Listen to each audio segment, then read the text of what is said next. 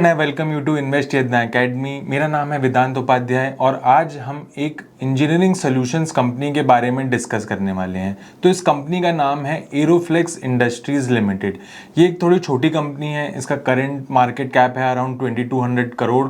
और चलिए हम डिस्कस करते हैं एक एक करके कि ये कंपनी करती क्या है और इसके क्या फ्यूचर प्लान्स हैं, क्या ग्रोथ स्टोरी रहेगी और क्या वैल्यूएशंस है। तो चलिए शुरू करते हैं। तो चलिए स्टार्ट करते हैं कंपनी के ओवरव्यू से। ये कंपनी इनकॉर्पोरेट हुई थी 1993 में। ये कंपनी एक metallic flexible flow solutions provide करती है, यानी कि कंपनी के एक स्टेनलेस स्टील के फ्लेक्सिबल फ्लो सॉल्यूशंस प्रोडक्ट्स हैं, यानी कि होजेस हैं। तो ये जो कंपनी है, ये जो इनके जो प्रोडक्ट्स होते हैं ये कहाँ पे यूज़ होते हैं, तो ये यूज़ होते हैं control flow of solids, liquids and gases. यानी कि किसी भी फैक्ट्री, किसी भी इंडस्ट्री में अगर one point two another point अगर आपको लिक्विड्स, गैसेस या सॉलिड्स पहुँचाने हैं तो इनके जो प्रोडक्ट्स हैं, जो होजेज हैं स्टेनलेस स्टील के, वो यूज़फुल हो सकते हैं ऐसी फैक्ट्रीज में। तो आइए देखते हैं। तो इनके यहाँ पे अराउंड 2000 से भी ऊपर SKUs हैं, 72 प्लस प्रोडक्ट्स अभी वेरियस स्टेजेस ऑफ R&D पे हैं। और जो कंपनी है वो मेजरली एक एक्सपोर्टिंग कंपनी है। तो ये अराउंड 90 कंट्रीज़ को एक्सपोर्ट करते हैं।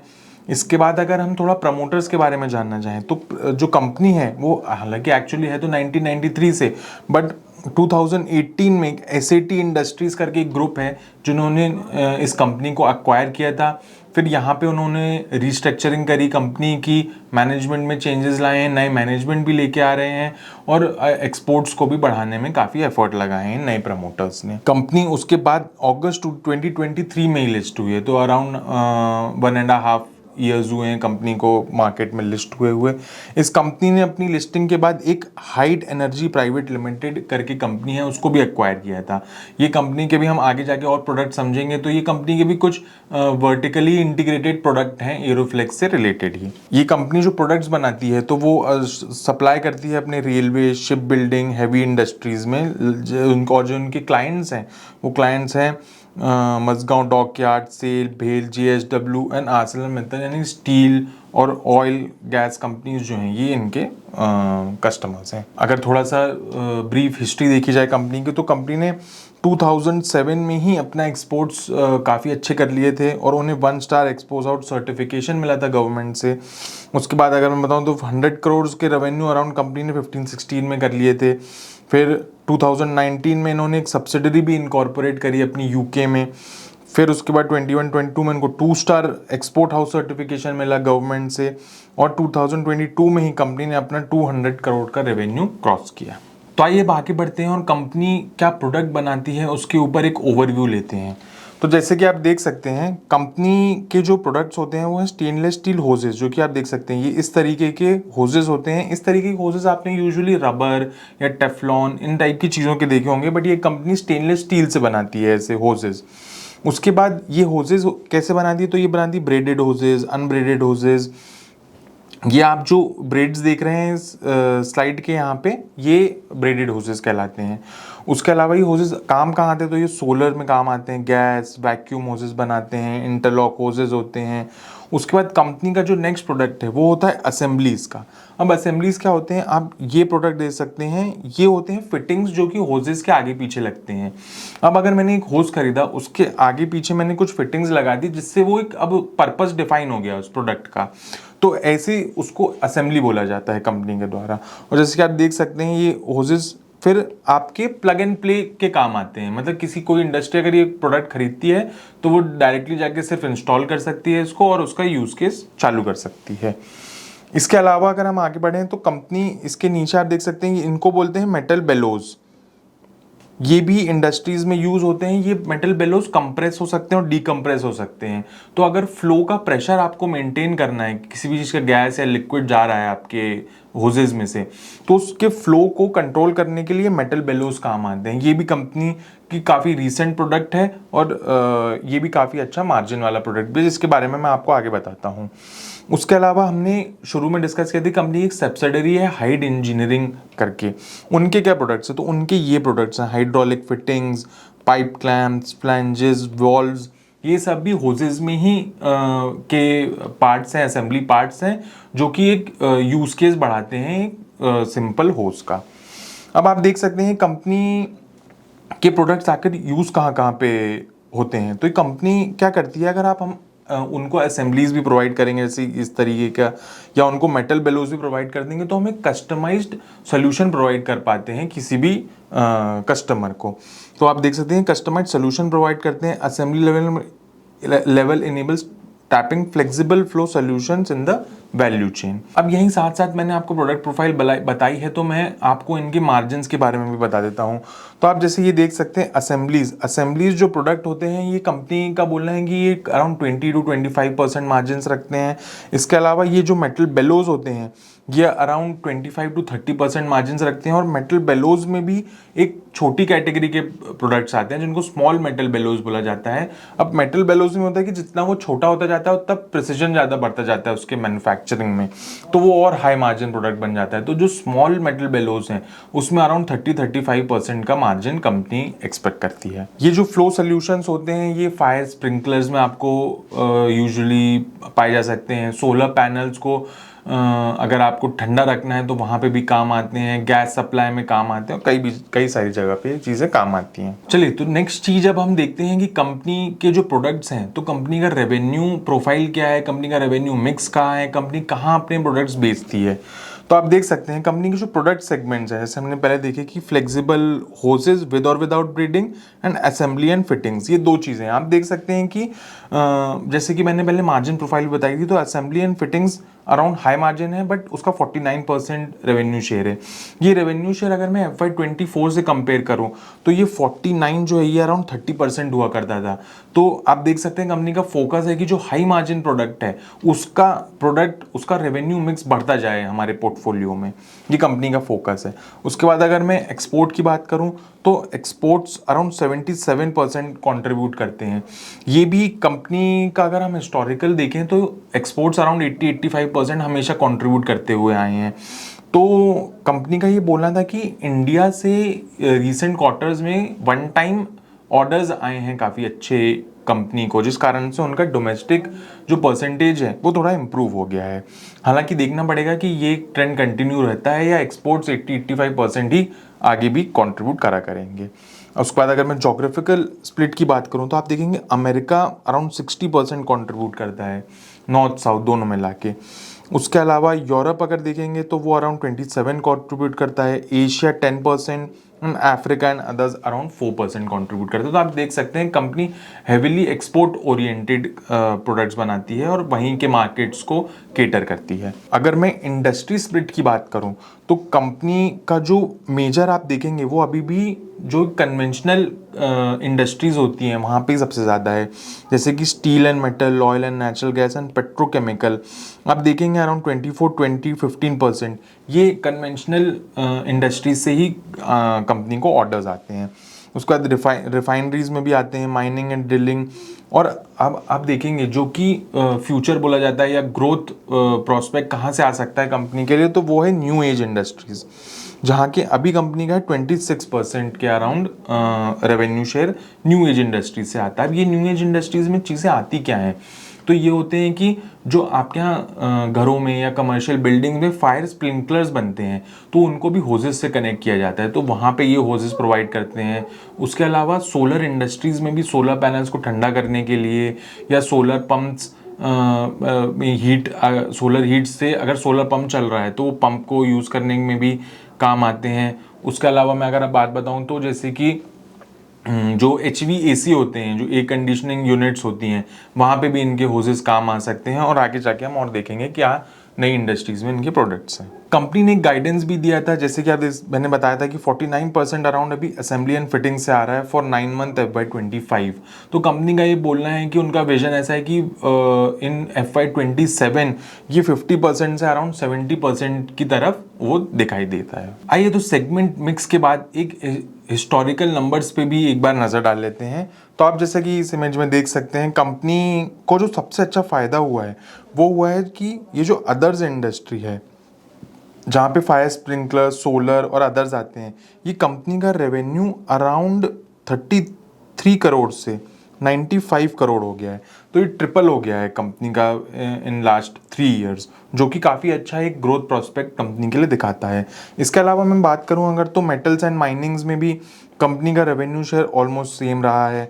केमिकल पेट्रोकेमिकल में भी सेम रहा है। थोड़ा बहुत रिफाइनरीज में कम हुआ है। कंपनी का बोलना है कि कोविड के बाद से ऑयल एंड रिफाइनरी कंपनीज ने उतना केपिक्स करा नहीं है अपने फैक्ट्रीज में या अपनी ऑयल फील्ड्स में, जो कि हालांकि वो एक्सपेक्ट करते हैं कि थोड़ा जैसे ही जियोपॉलिटिकल सिचुएशंस थोड़ा सा नॉर्मलाइज होती हैं तो ऑयल एंड रिफाइनरीज कंपनीज ज़रूर अपने केपेक्स पे एक्सपेंडिचर चालू करेंगी। ऑयल एंड गैस भी आप देख सकते हैं कि कंट्रीब्यूशन अराउंड वहीं पे रहा है। उसके अलावा स्टील इंडस्ट्री भी सेम कंट्रीब्यूशन पे रहा है। आइए अब नेक्स्ट चीज़ देखते हैं इनके प्रोडक्ट के बारे में। जैसे मैनेजमेंट का बोलना था कि ये जो फ्लेक्सिबल फ्लो के लिए वो प्रोडक्ट्स बना रहे हैं, स्टेनलेस स्टील के बने हुए होजेस बनाते हैं, कंपनी का बोलना है कि ये प्रोडक्ट वो इसलिए बना रहे हैं क्योंकि जो ऑलरेडी रबर या टेफ्लॉन के जो प्रोडक्ट्स बनते थे उन्हें ये रिप्लेस करेगा। तो कंपनी का बोलना है कि कुछ क्वालिटीज़ होती हैं स्टेनलेस स्टील के होज में जो कि वो रबर के होज से बेहतर होती है। तो आइए देखते हैं कि क्या ऐसी चीज़ें हैं। तो सबसे पहले बात करें तो केमिकल कंपैटिबिलिटी। कंपनी का बोलना है कि अगर केमिकल इंडस्ट्री होती है वहाँ पे कई सारे केमिकल्स फ्लो होते हैं जो कि रबर से बना हुआ होज को करोड कर देंगे और उसे डैमेज कर देंगे, जो कि स्टेनलेस स्टील में पॉसिबल नहीं है। उसके अलावा स्टेनलेस स्टील की चीज़ें फुल वैक्यूम प्रॉपर्टी प्रोवाइड करेंगी जो कि रबर के होजेस नहीं कर पाते हैं। टेम्परेचर रेजिस्टेंस होते हैं। कंपनी का बताना था कि काफ़ी हाई टेम्परेचर रेजिस्ट कर सकता है जो कि आज की प्रोडक्ट्स जो हैं रबर के वो नहीं कर सकते हैं। ये परमिएशन पॉसिबल नहीं है। वेयर एंड टेयर कम होगा। लो प्रोबेबिलिटी ऑफ कैटास्ट्रोफिक फेलियर। आप बहुत सुनते हैं स्पेशली केमिकल इंडस्ट्रीज़ में तो काफ़ी फायर होने के चांसेस बढ़ जाते हैं जो कि ये प्रोडक्ट यूज़ करने से कम हो जाएंगे। अब्रेशन कम होगा। और फिटिंग में, क्योंकि कंपनी का बोलना है कि हम एक किसी इंडस्ट्री या कस्टमर के लिए ही प्रोडक्ट बनाते हैं विद असेंबलीज एंड ऑल, तो उनके लिए प्लग एंड प्ले चीज़ हो जाती है ये, और उन्हें अपना ईजिली वो इस चीज़ को फिट कर सकते हैं अपनी इंडस्ट्री में। तो आइए प्रोडक्ट तो हमने समझ लिया, अब समझते हैं कि कंपनी अपने जो प्रोडक्ट्स हैं इनके कस्टमर कौन है, ये एक्चुअल लोग कौन हैं जो ऐसे प्रोडक्ट्स खरीदते हैं। तो आइए इस चीज़ पे एक बार नज़र डालते हैं। तो आप देख सकते हैं कि कंपनी जो सबसे पहले जिस टाइप के कस्टमर्स को केटर करती है वो होते हैं डिस्ट्रीब्यूटर्स, यानी कि एक एग्रीगेटर्स या स्टॉकिस्ट होते हैं जो कि अलग अलग जो इंजीनियरिंग मटेरियल्स और सॉल्यूशंस प्रोवाइड करने वाली जो कंपनियां होती हैं उनको प्रोडक्ट सप्लाई करते हैं। तो एक डिस्ट्रीब्यूटर जैसा सिस्टम होता है किसी भी दूसरी इंडस्ट्री में, ऐसे डिस्ट्रीब्यूटर्स होते हैं जिनको कंपनी अपने प्रोडक्ट सेल कर देती है बल्क में और वो इंटर्न वो डिस्ट्रीब्यूटर जो भी रिक्वायर्ड कस्टमर होता है उसको सप्लाई कर देता है। इसके अलावा कस्टमर्स होते हैं कस्टम फैब्रिकेटर्स, यानी कि किसी इंजीनियरिंग कंपनी ने एक ईपीसी कंपनी को हायर किया है कि हमारे लिए पूरी फैक्ट्री सेटअप करके दे दीजिए आप, तो ऐसे प्लेयर्स भी आके इनका प्रोडक्ट खरीदते हैं। थर्डली एमआरओज, यानी कि मेंटेनेंस एंड रिपेयर ऑपरेशंस जो करते हैं, जो कंपनियां होती हैं ऐसी कंपनियों को फ्लेक्सिबल सोल्यूशंस क्योंकि चाहिए हैं, क्योंकि ये maintenance and repair of industry हो गया या ऑफ ओईएम्स हो गया या अलग अलग चीज़ों पे ये मेंटेनेंस एंड अपना रिपेयर ऑपरेशंस कैरी आउट करते हैं। ऐसे लोगों को भी इनके प्रोडक्ट की रिक्वायरमेंट होती है। उसके अलावा ओरिजिनल इक्विपमेंट मैन्युफैक्चरर्स को भी होती है। जैसे कि आपको पता होगा कि सपोज कार कंपनी होती है, उन्हें स्टील के प्रोडक्ट्स यूज़ करने हैं तो उन्हें अपने स्टील के प्रोडक्ट्स को अलग अलग केमिकल या वाटर से ट्रीट करना पड़ता है, तो ये ट्रीटमेंट में ये इनके फ्लेक्सिबल फ्लो सॉल्यूशंस काम आते हैं। इसके बाद होते हैं कि जो जिनको बोला जाता है डायरेक्ट यूज़र्स, यानी कि ये प्रोडक्ट्स डायरेक्टली कंपनी से बोलते हैं ऑर्डर पे और कंपनी उनके लिए बना के दे देती है ऐसे प्रोडक्ट्स। अब जैसे कि मैंने शुरू में बताया था कि कंपनी एक एक्सपोर्ट ओरिएंटेड कंपनी है, इनके मेजर सेल एक्सपोर्ट से ही होती है। तो एक बार नज़र डाल लेते हैं कि कितने कस्टमर्स हैं, कितनी कंट्रीज़ हैं और क्या कस्टमर कॉन्सेंट्रेशन है कंपनी के अंदर। तो आप देख सकते हैं कि टोटल जो नंबर ऑफ कस्टमर्स हैं वो काफ़ी अच्छे हैं कंपनी के, काफ़ी नंबर ऑफ कस्टमर्स ज़्यादा हैं। इसके बाद अगर हम एक्सपोर्टिंग कंट्रीज़ की बात करें तो ये अराउंड 2023 में 51 था, जो कि अब अराउंड जाके 90 कंट्रीज़ के आसपास हो गया है 2024 में। इसके बाद मैं बात करूं तो total number of export customers कितने हैं, तो वो भी अच्छे खासे हैं, 217 हैं अगर हम रिसेंट ईयर्स की बात करें। उसके अलावा अगर रेवेन्यू कंट्रीब्यूशन की बात करें तो 65 करोड़ अराउंड 2023 में कंट्रीब्यूट किया था इन्होंने। परसेंटेज ऑफ रेवेन्यू की बात करूं तो 24% रेवेन्यू जो है वो टॉप 5 कस्टमर्स से आया है। कंपनी के प्रोडक्ट और कंपनी के कस्टमर्स के बारे में समझने के बाद आइए अब जानते हैं कि कंपनी नए प्रोडक्ट्स पे क्या काम कर रही है। तो जैसे कि आप यहाँ पे देख सकते हैं, कंपनी अब प्रोडक्ट बना रही है ईवी बसेस के लिए फायर स्प्रिंकलर्स, ये अंडरवे है उनके डेवलपमेंट में। उसके अलावा कंपनी एक और प्रोडक्ट बना रही है जो कि bronze metal flexible flow solution. ये कहाँ काम आता है? ये काम आता है heat ventilation and air conditioning application में, जो कि ट्रेन्स में भी लगता है, कमर्शियल बिल्डिंग्स में भी लगता है। इसके अलावा कंपनी A70 होजेस के लिए काम कर रही है। फिर ब्लास्ट फर्नेसेस में कुछ किसी टाइप के होजेस हैं, वो भी कंपनी काम कर रही है। मोनल होजेस पे कंपनी काम कर रही है। एविएशन असेंबली यानी कि जो OEMs हैं, प्लेन्स बनाती हैं, उनके लिए भी कंपनी प्रोडक्ट बना रही है। सेमीकंडक्टर स्पेस में भी कंपनी के कुछ प्रोडक्ट्स हैं जो R&D में हैं। कंपनी का बोलना है कि जो वेफर चिप्स होती हैं उन्हें काफ़ी सारे केमिकल्स के साथ ट्रीट करना पड़ता है, जिसके लिए भी उनके फ्लेक्सिबल फ्लो सोल्यूशंस के प्रोडक्ट यूज़फुल हो सकते हैं। क्रायोजेनिक एप्लीकेशंस हैं इस कंपनी के। फायर स्प्रिंकलर तो मैंने आपको बताया था, ये कंपनी का काफ़ी अच्छा है। सोलर होजेस भी कंपनी के प्रोडक्ट्स हैं। इसके अलावा कुछ की प्रोडक्ट्स हैं जो कंपनी के रिसर्च एंड डेवलपमेंट में हैं, जैसे कि अभी हमने देखा फायर होज असेंबली हो गया, ये सक्शन होज, ये डिलीवरी होज, गैस होज, वैक्यूम होज असेंबली। तो ये काफ़ी कंपनी नए नए R&D करती रहती है और यूज स्पेसिफिक प्रोडक्ट्स कंपनी बनाती है जिससे उनको हाई मार्जिन मिल सके। और कंपनी का ऐसा बोलना है कि वो कोशिश करते हैं कि अराउंड 30 न्यू प्रोडक्ट्स वो R&D के थ्रू नए नए अपने बना सकें। तो आइए अब एक बार नज़र डालते हैं कि ग्लोबली इस जो फ्लेक्सिबल फ्लो सोल्यूशन होजेस का जो मार्केट है वो किस तरीके का है। तो अगर हम देखेंगे तो मेजर डिमांड जो है वो इंडस्ट्रियल सेक्टर से आती है, जैसे कि मैन्युफैक्चरिंग प्लांट्स ऑफ केमिकल्स या पेपर। इसके अलावा HVAC एप्लीकेशंस भी एक मेजर कंज्यूमर्स हैं। और कंपनी, जैसे मैंने आपको पहले बोला था, कंपनी का भी यही बोलना है कि ये transition from rubber polymer hoses has resulted in a favorable demand landscape for flexible solutions made with stainless steel corrugations। तो आप देख सकते हैं ये कंपनी ने फिगर दिए थे कि उनका मानना है कि अराउंड 6 to 7% CAGR से वो ग्लोबल ग्रोथ जो है इस प्रोडक्ट की वो देखते हैं। आइए अब इंडस्ट्री, ओवरऑल ग्लोबल इंडस्ट्री की एक बार नज़र डालने के बाद हम कंपनी के कुछ फाइनेंशियल नंबर्स पे भी एक बार नज़र डाल लेते हैं। तो जैसा कि आप देख सकते हैं स्लाइड में, कंपनी ने लास्ट 3 इयर्स में अपना रेवेन्यू काफ़ी अच्छा ग्रो किया है। उन्होंने लास्ट 3 इयर्स में अराउंड अपना डबल से भी ज़्यादा कर लिया है रेवेन्यू। तो अराउंड 25% के CAGR के अराउंड उन्होंने अपना रेवेन्यू ग्रो कर लिया है। हालांकि आप देखेंगे तो जो FY21 से 22 की जो ग्रोथ है जो कि 66% है, इसका कुछ रीज़न ढूंढने की कोशिश करी थी मैंने। तो एक रीज़न तो यही चला है कि ओवरऑल इंडस्ट्री ही इतने परसेंट से ग्रो हुई थी, क्योंकि कोविड के बाद FY20 के कोविड के बाद एक पेंटअप डिमांड हो गई होगी पूरे मार्केट में, जो कि FY22 के ग्रोथ में रिफ्लेक्ट होती है। हालांकि उसके बाद देखेंगे तो थोड़ा मॉडरेट ग्रोथ ही कंपनी ने दिखाया है। हालांकि मैं आपको फ्यूचर गाइडेंस के बारे में बताऊंगा जो कंपनी है काफ़ी रोबस्ट है। इसके अलावा मैं अगर मार्जिन्स की बात करूं तो आप देखेंगे कंपनी के जो ऑपरेटिंग प्रॉफिट मार्जिन्स हैं ये अराउंड 16% हुआ करते थे 2021 में भी अराउंड वहीं थे, जो कि अब इम्प्रूव होकर 22% पे आ गए हैं। तो ये कंपनी हमने शुरू में भी देखा था कि कंपनी का रेवेन्यू मिक्स किस तरीके से हाई मार्जिन प्रोडक्ट्स की तरफ बढ़ रहा है, तो उसका जो इफेक्ट है वो हमें ओवरऑल फाइनेंशियल्स में भी दिखाई देता है। इसके अलावा अगर मैं बात करूं तो कंपनी का पैट भी काफ़ी अच्छा ग्रोथ हुआ है। EBITDA हमने देखा ही, मार्जिन्स बढ़े हैं तो डेफिनेटली EBITDA भी बढ़ा ही होगा। अब एक बार बात करता हूं मैं कि कंपनी ने गाइडेंस के तौर पे क्या बातें करी हैं। तो कंपनी ने बोला है कि आप देख सकते हैं FY24 में अराउंड 322 करोड़ का कंपनी का रेवेन्यू था। तो कंपनी का बोलना है कि FY24 के बाद अराउंड 3 to 4 ईयर्स में वो जो उनका रेवेन्यू है वो 1000 करोड़ के आसपास देखते हैं।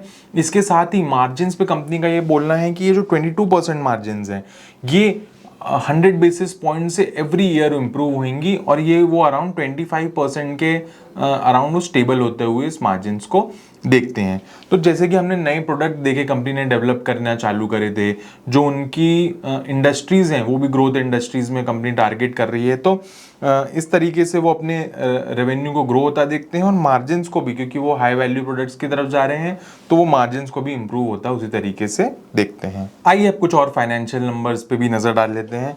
तो आप देख सकते हैं कंपनी का जो फिक्स्ड एसेट टर्नओवर रेशियो है वो काफ़ी अच्छा इम्प्रूव हुआ है फ्रॉम लास्ट ईयर्स, 5.3 के अराउंड है। इसका मतलब है कंपनी जो अपने असेट्स है उससे उसको काफ़ी अच्छा रेवेन्यू उससे जनरेट कर पाती है। इसके अलावा मैं अगर डेट इक्विटी रेशियो की बात करूं तो कंपनी का FY24 में 0 हो गया है। हमने देखा था कि कंपनी का अराउंड अगस्त 23 में ही IPO आया, लिस्ट हुई थी कंपनी, और जो IPO प्रोसीड्स थी उसका वन ऑफ द जो यूटिलाइजेशन था वो यही था कि वो अपना डेट रीपे करने वाले थे, और कंपनी के पास अभी 0 डेट है।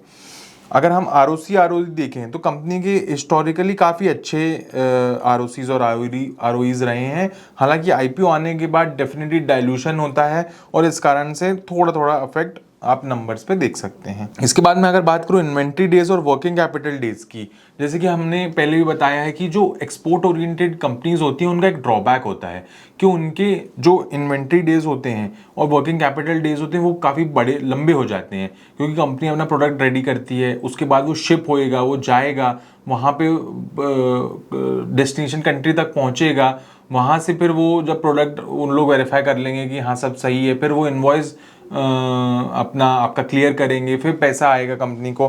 तो ये सब काफ़ी टीडियस प्रोसेस हो जाता है। और आप सोचिए इसमें अगर कोई लॉजिस्टिक इशू आ गया अगर कुछ समय के लिए, तो कंपनी के लिए तो और बड़ी समस्याएं हो जाती हैं। जैसा कि हम देख सकते हैं कि कंपनी के हालांकि पहले भी काफ़ी हाई थे इन्वेंट्री डेज, फिर थोड़े कम हुए थे, फिर वापस क्योंकि रेड सी इशू आ गए थे और लॉजिस्टिक्स फिर पूरा ग्लोबली गड़बड़ा गया था, इस कारण से वापस से कंपनी के वर्किंग कैपिटल डेज और इन्वेंट्री डेज बढ़ गए हैं। तो अब आगे देखना पड़ेगा कि कंपनी ये चीज़ें अपनी कैसे रिजॉल्व करती है। आइए कुछ फाइनेंशियल नंबर्स के बाद अब हम नज़र डालते हैं कंपनी के फ्यूचर केपेक्स प्लान्स के ऊपर। कंपनी ने अपना रेवेन्यू गाइडेंस तो दे दिया है, बट वो पहुंचेंगे कैसे वहां तक, उस पर एक बार नज़र डालते हैं। तो कंपनी ने एक गाइडेंस दिया है कि जो स्टेनलेस स्टील फ्लेक्सिबल होजेस हैं और असेंबलीज एंड फिटिंग्स हैं वहाँ कंपनी का अराउंड 54 करोड़ का केपेक्स होगा। और आप इस फिगर में देख सकते हैं कि दिसंबर 24 तक भी कंपनी करती आ रही है अपनी केपेक्स और अपनी कैपेसिटीज इंप्रूव करती जा रही है। और यहाँ से अब इम्प्रूव होके कंपनी अराउंड मार्च 26 तक बोल रही है कि ये 20 मिलियन मीटर्स तक पहुँच जाएगा। और असेंबलीज एंड फिटिंग्स जो हैं वो टोटल जो लाइंस हैं, लाइंस मतलब असेंबली लाइंस होती हैं, कंपनी का बोलना है कि वो हर एक असेंबली लाइन के तहत कैपेसिटी देखते हैं रादर देन कि वो असेंबली लाइन में कितना मिलियन मीटर बन सकता है वो देख पाएं। तो आप थोड़ा और एक ये फिगर भी देख सकते हैं कि मार्च 23 अक्टूबर 23 से अगर हम यहाँ पे केपेक्स देखें तो ये अराउंड कैपेसिटी कंपनी ने डबल करने का प्लान है, जिससे कंपनी की जो रेवेन्यू ग्रोथ है वो काफ़ी अच्छी हो सकती है। इसके अलावा अगर हम कॉम्पोजिट होजेस की बात करें तो ये भी 6 ऑपरेशनल लाइंस कंप्लीट कर लिए हैं कंपनी ने। इसके अलावा जो हाई मार्जिन एक प्रोडक्ट है जो कि है ये मेटल बेलोज और मिनिएचर मेटल बेलोज, यहाँ पे भी कंपनी अराउंड 23 करोड़ का केपेक्स प्लान कर रही है। और बाय मार्च 26 ये इनका बोलना है कि वो अपनी कैपेसिटी तक पहुंच भी जाएंगे और वो रेवेन्यू कंट्रीब्यूशन करने लगेंगे। तो आइए अब एक बार नजर डालते हैं कि कंपनी ने अपने जो IPO में प्रोसीड्स उठाए थे उसका यूटिलाइजेशन क्या किया है और क्या कंपनी के कुछ आगे भी प्लान्स हैं वापस फंड रेजिंग करने के। तो आप देख सकते हैं कि कंपनी ने नेट प्रोसीड्स अराउंड 136 करोड़ उठाए थे जो कि हैं आफ्टर एक्सपेंसेस। तो ये कंपनी ने कहाँ यूटिलाइज करे थे, तो कंपनी ने ये रीपेमेंट करने के लिए बोरोइंग्स के, फिर अपने वर्किंग कैपिटल रिक्वायरमेंट्स, और कंपनी ने एक लैंड खरीदा था। अपनी कंपनी के पास क्या एक्चुअली में एक ड्रॉबैक है जो मैं आगे बताऊंगा कि कंपनी के पास अभी खुद की एक ही फैक्ट्री है। हालांकि उन्होंने अभी एक रिसेंटली लैंड खरीद लिया है अपने IPO प्रोसीड से जो कि उनकी फैक्ट्री से लगा हुआ ही है। तो उनका बोलना है कि हम आगे जब भी फैक्ट्री एक्सपेंशन हमको करना होगा तो उसके लिए आसानी होगी। इसके अलावा बात करें तो कंपनी ने 31 मार्च 24 तक और अपने वर्किंग कैपिटल्स पे किए, और ये जो मैंने बोला था एक्विजिशन किया था हाइड एयर का, वहाँ पे भी कंपनी ने अपने पैसे यूटिलाइज करे थे। अब ये तो था पुराने IPO का। अब कंपनी का बोलना है कि उन्हें कुछ एक्विजिशंस करने हैं जो कि वो देख रहे हैं यूरोप और USA के लिए। अब यहाँ पे मैं एक बात और बता देता हूँ आपको कि कंपनी का जो प्रोडक्ट है फ्लेक्सिबल फूड सोल्यूशन का, तो कंपनी का बोलना है कि लिस्टेड प्लेयर्स इस फील्ड में इंडिया में कोई नहीं है। तो कुछ छोटे मोटे प्लेयर्स हैं इंडिया में ये प्रोडक्ट बनाने वाले, बट कंपनी का बोलना है कि हमारा जो एक्चुअल कंपटीशन है वो है ग्लोबल प्लेयर्स से।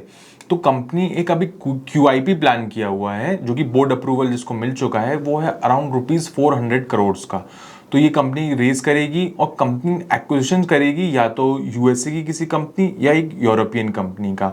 तो यहाँ हमें एक और रिस्क के बारे में बताता है कि क्योंकि कंपनीज पैसा रेज करते हैं, इस कारण से जो एक शेयर होल्डर होता है उसकी जो इंडिविजुअल अर्निंग्स होती है, यानी कि जिसको हम EPS बोलते हैं, अर्निंग पर शेयर, वो डाइल्यूट होने का काफ़ी बड़ा रिस्क होता है। तो कंपनी ग्रो तो करेगी but at the expense of EPS growth rate. तो आइए बार इंडस्ट्री कंपैरिजन भी कर लेते हैं। दो ग्लोबल कंपनीज हैं जो लिस्टेड हैं, तो हम उनके बारे में, US की है और एक UK की कंपनी है, तो हम उनका एक बार फिगर्स पे नज़र डाल के कंपेयर करके देख लेते हैं एरोफ्लेक्स का। यहाँ पे एक चीज़ आप एक्सक्यूज़ कर दीजिएगा, मेरी थोड़े नंबर्स यहाँ पे पुराने सालों के हैं, बट हम एक कंपैरिजन कर रहे हैं तो उसके लिए उतना फ़र्क नहीं पड़ेगा। तो आप देख सकते हैं एक कंपनी है पार्कर हैनिफिन कॉर्पोरेशन और एक कंपनी है UK की सीनियर PLC।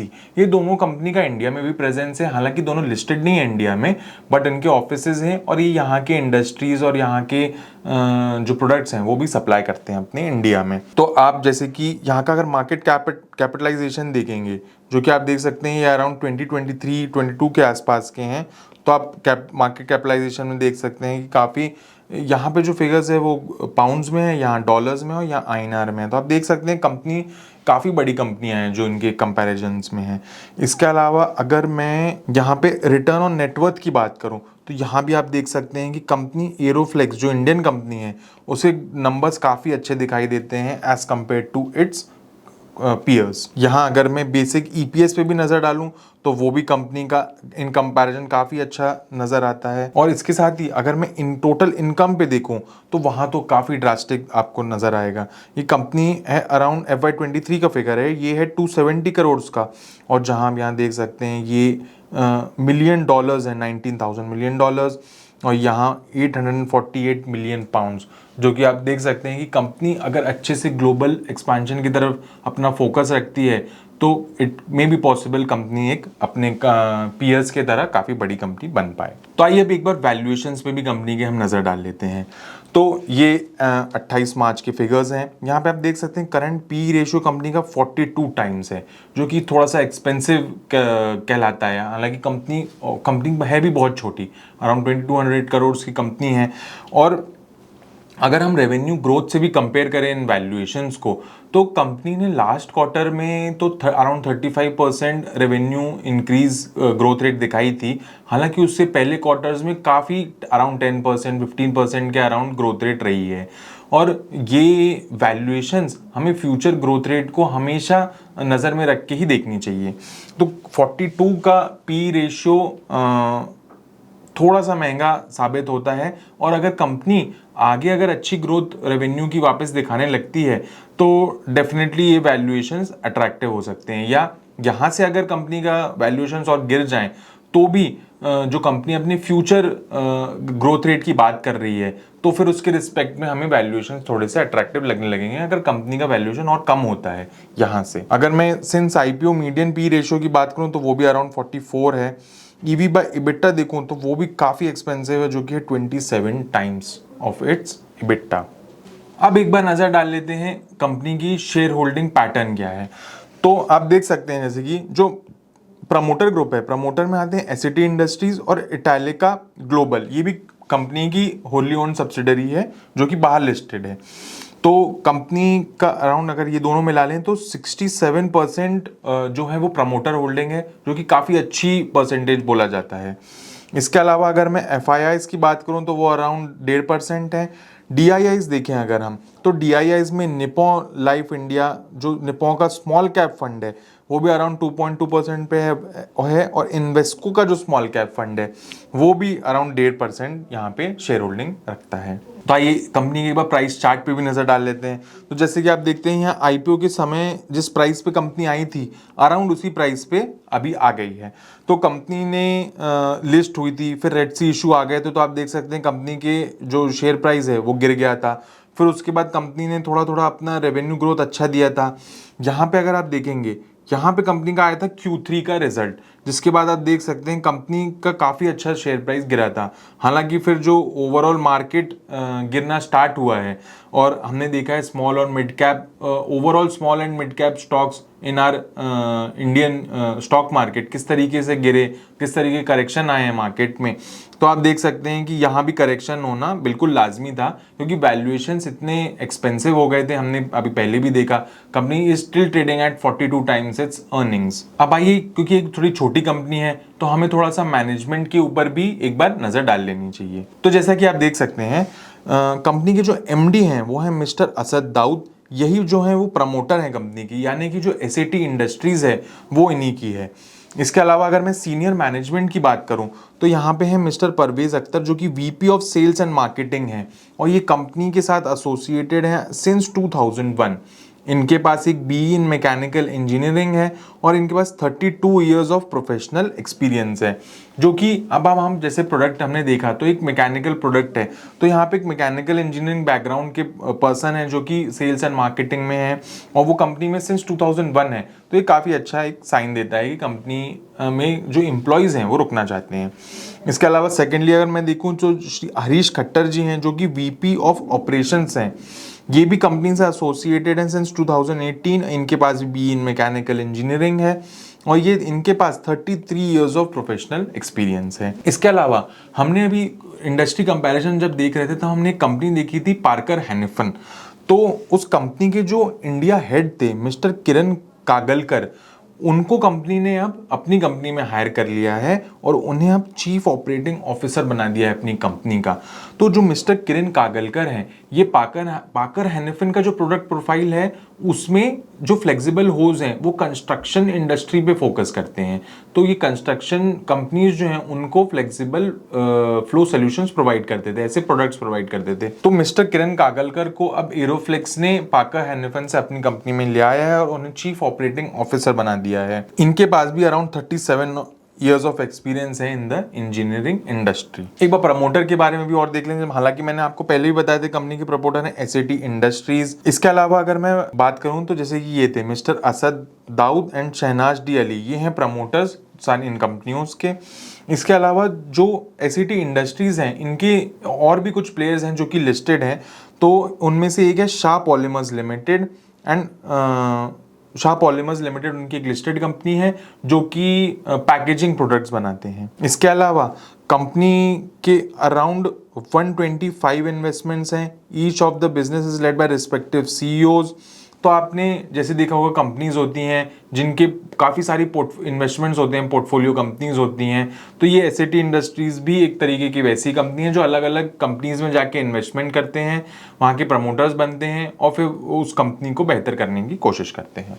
चलिए फाइनली अगर मैं अपना डिस्कशन समराइज करूं तो कुछ डिसएडवांटेजेस और एडवांटेजेस हैं जिनके बारे में हम बात कर लेते हैं।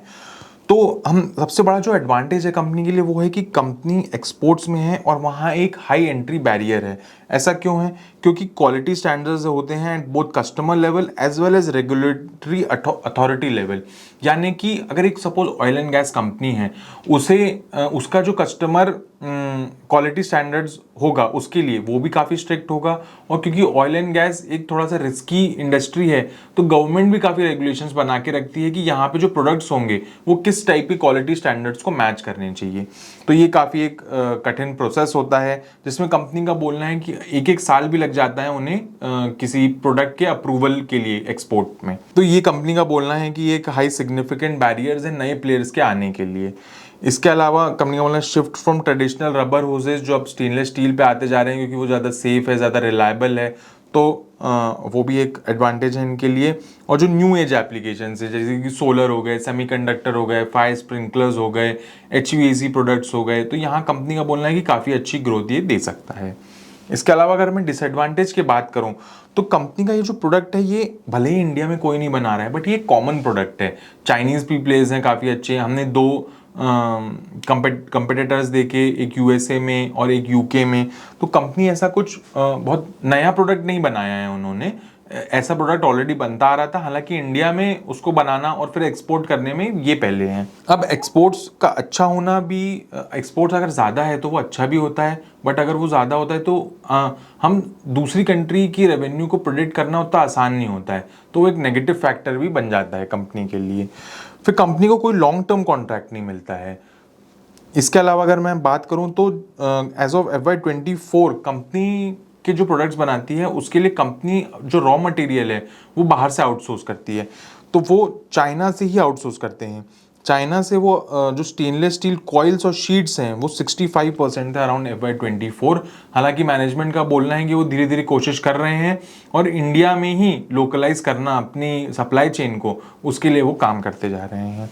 इसके अलावा जैसे मैंने पहले बताया था कि कंपनी की एक सिंगल मैन्युफैक्चरिंग फैसिलिटी है, जो भी एक रिस्क पोज करती है कि किसी भी दिन कुछ घटना होती है तो कंपनी के पास एक ही फैक्ट्री है और उनका प्रोडक्शन ठप हो जाएगा। तो चलिए यहाँ मैं अपना डिस्कशन एंड करता हूँ। मैंने आपको कंपनी के बारे में उसके से related financials, industry, valuations, governance सबके बारे में जानकारी दी। अगर आप इस कंपनी में इंटरेस्टेड हैं तो रिस्क ज़रूर अपनी भी अच्छे से समझें और कंपनी से रिलेटेड जो रिस्क होती हैं उन्हें भी हमें ध्यान से देखना चाहिए। तो thank you so much for listening, और अगर आपको ये वीडियो पसंद आया तो इस वीडियो को लाइक करना बिल्कुल ना भूलें और अपने दोस्तों के साथ, फैमिली के साथ ज़रूर शेयर करें। और ऐसे ही वीडियो से बने रहने के लिए जुड़े रहें हमारे यूट्यूब चैनल से। Thank you so much.